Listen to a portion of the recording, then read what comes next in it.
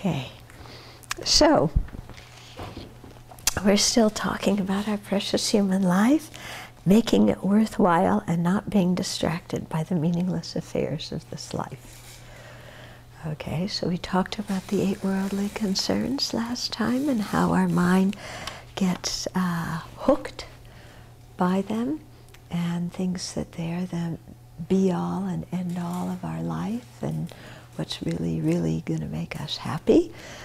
And of course, we've been seeking the 8 worldly concerns in every lifetime, and here we are, still seeking them. No satisfaction, no conclusion to the whole thing.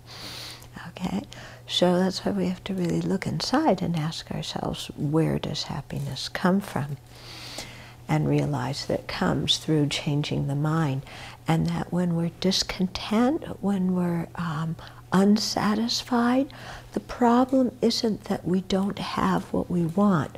The problem is the craving mind that is obsessed with wanting. Okay? So it's a good check, you know, whenever our mind gets in this thing of, oh, I want this, I'm so dissatisfied, I'm so restless, you know that mind? Yeah? And then see, what is, you know, making me unhappy? Is it that I don't have what I think I want? Or is it just this mind that's sitting there craving? Yeah? Because even we get what we want, you know, it alleviates the craving temporarily, but then the craving comes back, or it transfers to another object or something like that.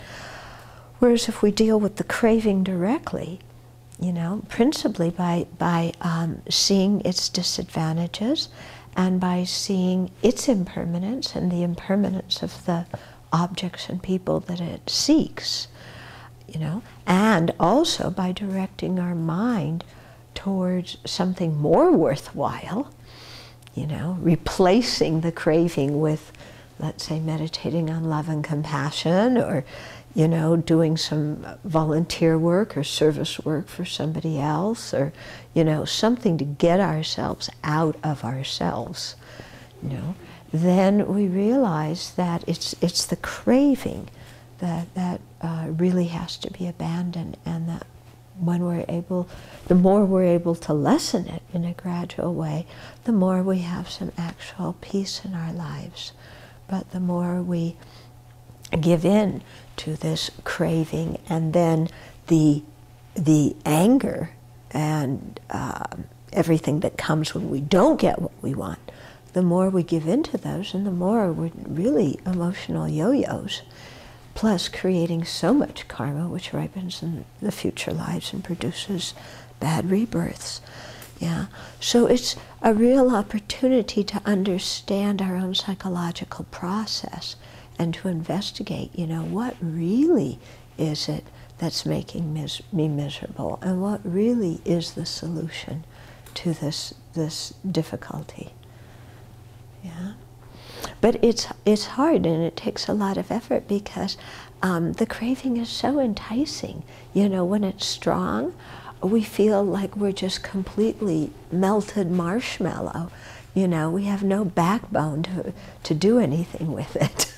Yeah, and then also when we do get what we want, then we think that that's happiness, and we forget how miserable we were when we didn't have it.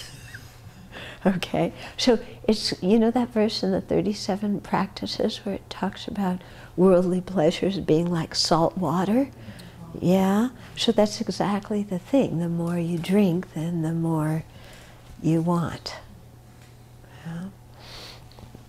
So, you know, this part about the 8 worldly concerns is actually a very important part of the Dharma teachings.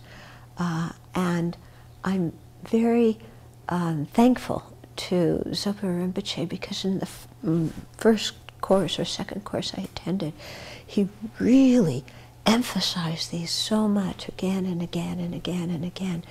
And so it made a strong imprint on me at the beginning of my practice. Yeah, and so I think I'll talk tomorrow a little bit about how the 8 worldly concerns, whether following them or not, this is the demarcation line between practicing the Dharma and not practicing the Dharma. You know, if we want to know what practice Dharma means, it's doing something without the 8 worldly concerns. Yeah? And if you're doing something with the 8 worldly concerns, it's not Dharma practice.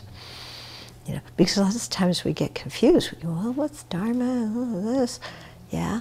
And so that's a real clear differentiation, you know, line of differentiation. To be continued.